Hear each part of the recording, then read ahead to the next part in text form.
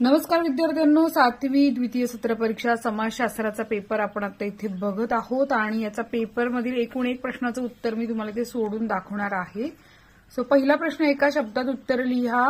पण जर तुम्ही नवीन असाल चॅनलला तर चॅनलला सबस्क्राईब करा, बेल आयकॉन दाबा. माझं नाव आहे सपना टीचर आणि मी पुणे जिल्ह्यातील तळेगाव दाभाडे इथून आहे. सो पहिला प्रश्न आहे, स्वराज्याच्या आरमारातील महत्वाचा अधिकारी मायनाक भंडारी व दौलत खान. शिवाजी महाराजांवर काव्य रचणारा तमिळी कवी सुब्रमण्यम भारती. बाळाजी मूळचा कोकणातील या गावचा होता तर श्रीवर्धन. आणि बुंदेलखंडात याचे राज्य होते तर छत्रसालाचे राज्य होते. आता योग्य घटनाक्रम आपल्याला इथे लिहायचा आहे. तर घटना आहे राक्षस भूतांची लढाई, टिपू सुलतानचा मृत्यू, माधवराव पेशव्यांचा मृत्यू आणि पानिपतची लढाई. तर उत्तर आहे सगळ्यात प्रथम आपल्याला लिहायचे पानिपतची लढाई सगळ्यात सुरुवातीला झालेली आहे. सो याला 1 नंबर द्यायचा. पुढे राक्षस भूतांची लढाई झालेली आहे. टिपू इथे माधवराव पेशव्यांचा मृत्यू 3 आणि टिपू सुलतानचा मृत्यू 4. अशा प्रकारे आपण क्रम लावायचा आहे. पुढे प्रश्न एका वाक्यात उत्तरे लिहा. हिमालयाच्या पायथ्याशी कोण स्थायिक झाले होते? तर याचं योग्य उत्तर आहे हिमालयाच्या पायथ्याशी आर्य स्थायिक झाले होते. पैठणजवळ राक्षस भुवन येथे निजामाला पराभूत करणारे माधवराव पेशवे होते आणि नागपूरकर भोसले घराण्यातील सर्वात कर्तबगार पराक्रमी पुरुष रघोजी भोसले. दिल्लीच्या गादीवर बादशहाची पुनःस्थापना करणारे महादजी शिंदे आणि गावचा महसूल सांभाळणारे पाटील. थोडक्यात उत्तर लिहिलेलं आहे. तुम्ही पूर्ण वाक्यात उत्तरे लिहा. आता इथे थोडक्यात उत्तर लिहायचे प्रश्न आहे तर प्रश्नांचे आपण उत्तर लिहूया. 4 गुणांसाठी प्रश्न आहे.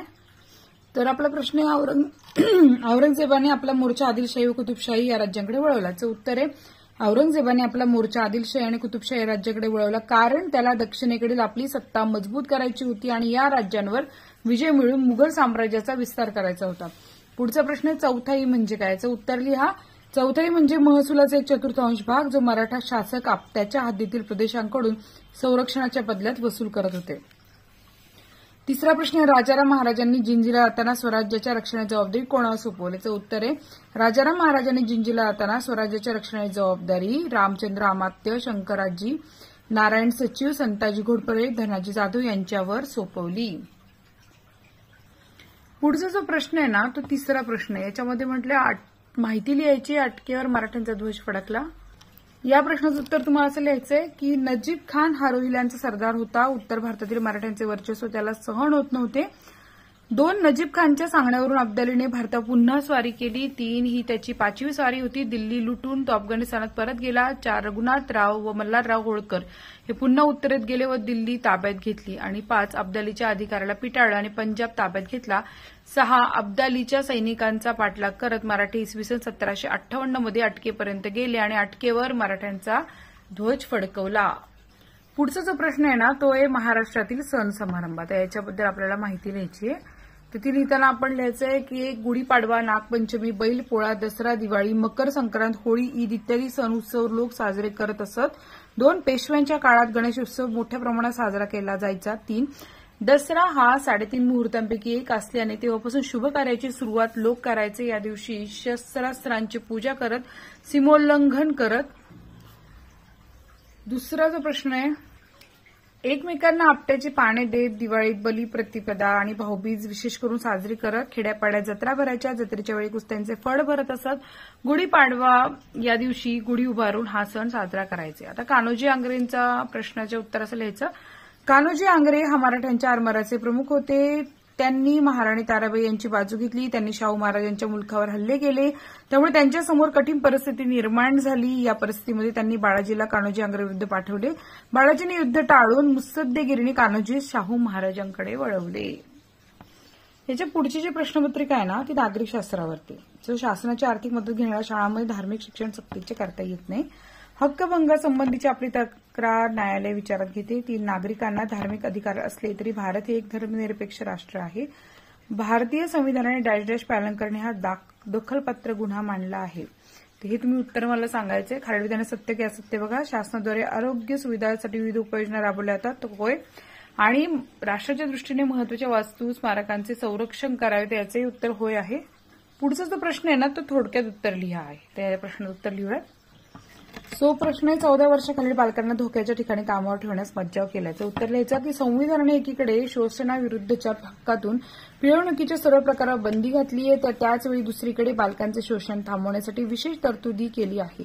त्यानुसार 14 वर्षाखालील बालकांना धोक्याच्या ठिकाणी कामावर ठेवण्यास मज्जाव केला आहे.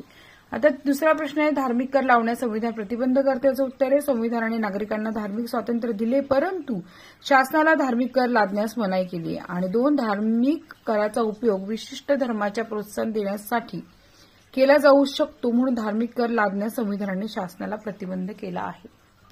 पुढचा प्रश्न आहे ऐतिहासिक वास्तू इमारती यांचे संरक्षण करावे. तर उत्तर आहे ऐतिहासिक वास्तू इमारती स्मारके हा देशाचा ऐतिहासिक वारसा आणि आपल्या संस्कृतीचे वैभव आहे. 2 संविधानाने अशा वस्तूंचे जतन करावे असे मार्गदर्शक तत्वातही नमूद केले आहे. या तत्वाच्या आधारे वस्तू संरक्षण कायदाही संसदेने संमत केला आहे, म्हणून आपण ऐतिहासिक वास्तू इमारती स्मारके यांचे संरक्षण करावे, तसेच ते आपले कर्तव्यही आहे. पुढचा जो आपला प्रश्नपत्रिका पुढे भूगोल या विषयावर आधारित आहे. रिकाम्या जागी योग्य पर्याय लिहा. तर महाराष्ट्रातील रायगड जिल्ह्यात जांभी मृदा आढळते. 2 समोच्च रेषांमध्ये अंतर कमी असते, तेथे उतार तीव्र असतो आणि व्यापारी या शेती प्रकारात पीक बदल केला जातो. पुढे प्रश्न समोच्च रेषा एकमेकींच्या जवळ असेल तर उतार तीव्र असतो आणि नकाशावर समोच्च रेषा समान उंचीच्या ठिकाणांचे प्रतिनिधित्व करतात. हे झालं उत्तर.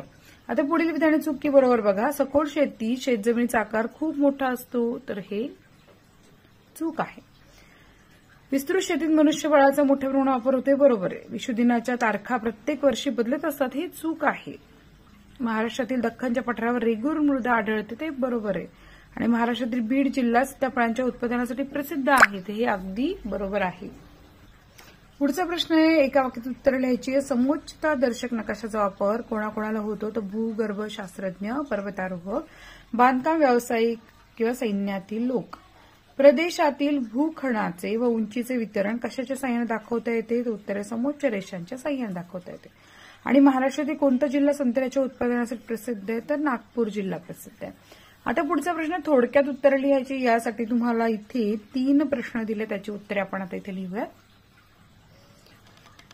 विषुववृत्तीय भागात ऋतूंचा प्रभाव का जाणवत नाही. याचं उत्तर आहे विषुववृत्तीय भागात वर्षभर सूर्यप्रकाश सरळ रेषेत पडतो, त्यामुळे तापमान नेहमी उच्च असते, यामुळे या भागात ऋतू बदल स्पष्टपणे जाणवत नाही.